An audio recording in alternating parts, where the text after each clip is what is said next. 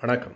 நான் சுபவீர பாண்டியன். இன்றைக்கு மகாராஷ்டிராவில் அவுரங்கசீபினுடைய கல்லறையை அகற்ற வேண்டும் என்று தேவையற்ற ஒரு போராட்டத்தை நிகழ்த்தி கொண்டிருக்கிறார்கள். அவுரங்கசீபிற்கு 2 முகம் உண்டு.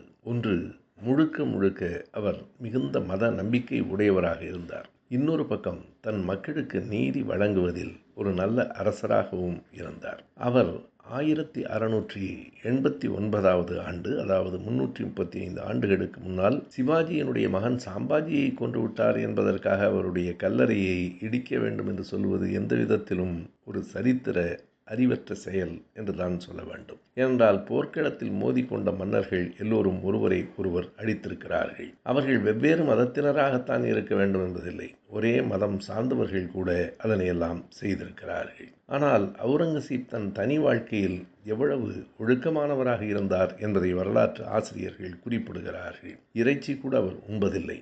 நீரும் திணைமாவும் தான் அவர் ஏற்றுக்கொண்ட உணவுகள். இரவில் தரையில் தான் படுத்து உறங்குவார். ஒரு நாளைக்கு 2 அல்லது 3 முறை தன் மக்களை சந்தித்து குறைகளை கேட்ட பேரரசர் அவர்தான். எனவே அவருடைய மத நம்பிக்கை என்பது வேறு, அவருடைய அரசாட்சி முறை என்பது வேறு.